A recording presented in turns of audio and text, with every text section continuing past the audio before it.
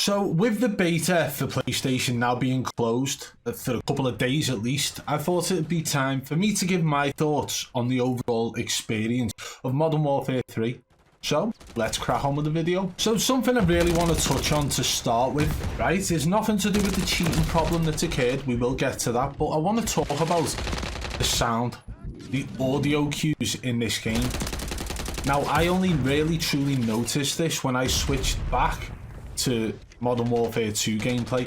I decided to play some 2v2 gunfight after the beta had closed down, and honestly everything felt muffled on Modern Warfare 2. I couldn't really be distinctive of where, you know, the sound cues were coming from. I couldn't really make that split second decision of, oh, he's over on the left or he's over on the right. Everything felt muffled.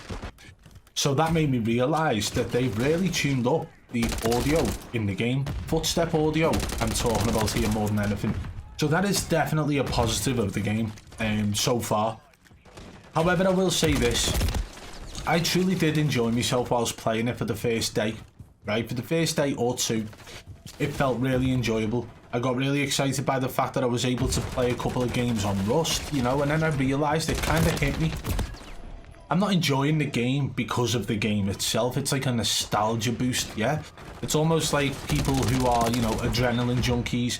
There are people out there as well who are, you know, nostalgia junkies. They'll buy things, split decision purchase, you know, because of its nostalgia. You know, Pokemon cards, comic books, things like that. Well, Call of Duty seemed to have tapped into that nostalgia with this game. That's the way it feels for me. All the maps that they're, you know, letting us play in the beta, everything feels like it used to feel. Everything plays out like it used to play out. The movement, I don't know. I'm not sure about this slide cancelling. It definitely is going to cause problems, you know. I will say that people like Joe have been talking about the slide cancelling for some time. You know, we need it back in the game. Modern Warfare 2's trash without it, you know. So I do think that we've seen him already talking about the slide cancelling, you know, acting as if it's a, you know, a skill gap brought back into the game. But in reality, it's nowhere near what it was. In Warzone 1, slide cancelling was a broken mechanic which actually re-enabled tac sprint. So that is why it was so broken. That's why it added a skill gap compared to those who didn't know how to slide cancel. But slide cancelling has been brought back in, but it doesn't reset tac sprint. So that is definitely going to cause uproar for some of these streamers. They're going to start begging online, you know, Activision, please bring this back to your game, please fix slide cancelling. It just needs tweaking a little bit much until they get what they want. So there is that. Personally, in multiplayer, I don't see the point in using slide cancelling in any way. But yeah, I mean, I enjoyed it for a short while. I definitely had a couple of runs of good games, nothing spectacular, you know, 37, 45, 41. You know, it really did feel enjoyable finishing top of the leaderboard. Skill-based matchmaking in this game, let's just touch on that subject for a minute. It is definitely a thing, and it's a lot stronger than what I remember in the older Call of Duties. Even Modern Warfare 2019 and Modern Warfare 2, by the way. So you'd have one good game and then you'd have a run of 3 really difficult, tough games against sweaty players. Then you'd go back to having a good game again, and then you'd have a run of 3 bad games. Good game, 3 bad games, and so on. It's how you deal with those bad games, really. If you keep having good games through those lobbies, it'll let you, you know, continue to finish top of the leaderboard until it finds your bracket. That's how it felt for me. But yeah, overall I think that the game itself definitely needs a lot of work. There's going to be people hyping the living daylights out of it, but they're the same people who hype the Vanguard multiplayer up, they're the same people who hype Cold War up, the same people who hype Modern Warfare 2019 up and Modern Warfare 2. They're what we call paid shills. So I would honestly say that I will be testing out Warzone 3 when that drops and seeing whether or not the movement of that game is the same. Obviously testing out like the aim assist mechanics and things like that, that's something I've got to do. But I went on to Ground War for a couple of games and decided that, obviously I think Ground War, the actual game itself, is boring. It literally bores the living hell out of me. Unless you just plant yourself somewhere and get a load of kills, but it's boring, the game mode. So I don't know how people play that, but I'm assuming that that is a part of the Warzone 3 map. So I had a little, you know, scout around there, and it did seem okay. but there are levels to certain buildings and you can get shot from high up and so on. So I do think there is going to be a lot of moaning from people when Warzone 3 does drop. Now let's get into the nitty-gritty side of it.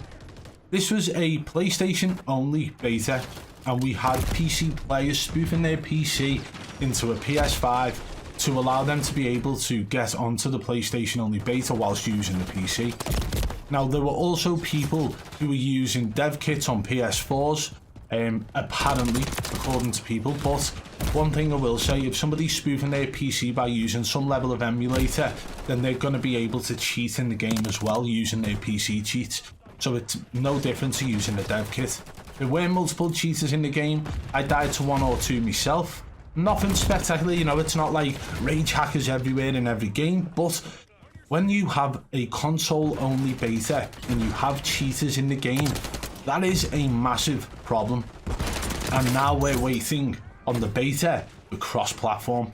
I wonder whether or not we're going to see some level of, you know, strict anti-cheat coming in with the beta to show us, the community, us, the player base, what Activision are willing to do when it comes to cheaters in the game. I'm hoping that's the case, but listen, if history's anything to go by, Vanguard, Modern Warfare 2, Cold War, MW3 2019, you know, rage hackers throughout the whole of the crossplay beta, and that was what set the tone for the game.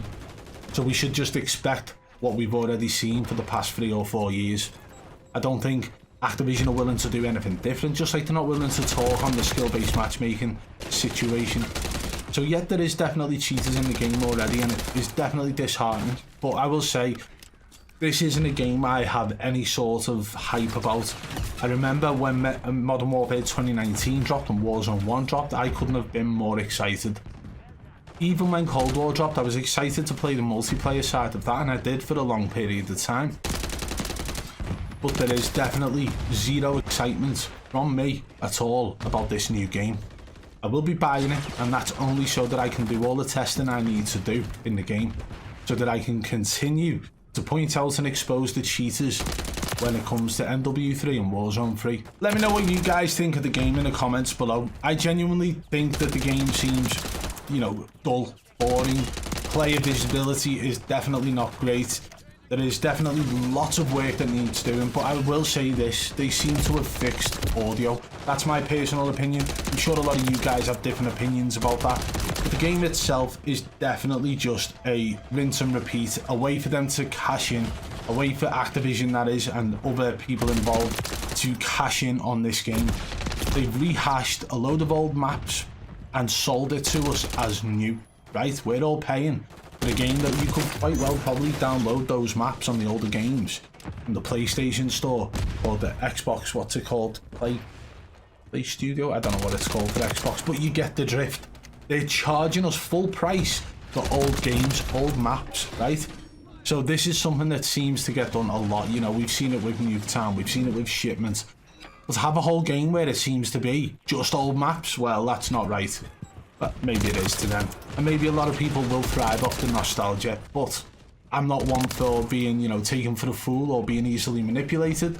So I will say this, if Warzone 3 comes out and they've just plonked a load of buildings from Verdansk and a load of buildings from Al Mazrah and a load of buildings from Caldera all into one new map, then again, they've just copy and pasted certain things from different maps and plonked them into another one. You have to remember as well, this game's going to be running on the same engine Warzone 1 and Warzone 2 did, which means that chances are all the cheat providers who are offering their cheats for Warzone 3 and Modern Warfare 3 have probably just had to make a couple of little tweaks to their Warzone 1 and Warzone 2 cheats. It was the same thing for Warzone 2 when that came out. So yes, I am not excited for this game, and yes, I will tell you to buy with caution if you do buy the game. And I do genuinely believe there's going to be just as bad a cheater problem in this game as there was in previous ones. I was having a little bit of hope out there when I couldn't find anything online. We did do a previous video on it, but due to the fact that this has now come out where people are cheating in the console only beta, it's safe to say there are definitely cheats available and people are definitely taking advantage of it. So guys, let me know your thoughts in the comments below, like I said earlier. And if you did enjoy today's video, smash that thumbs up. If you're new to the channel, subscribe and turn on notifications. and I hope you enjoyed watching some of my gameplay for Modern Warfare 3. And guys, please go and follow me on Twitter at BadBoy Beaman1. And one last thing before we go. Do you ever feel like life is just too overwhelming? That your anxiety is holding you back from being your best self? Introducing Supreme CBD, the all-natural CBD solution to help you find your balance.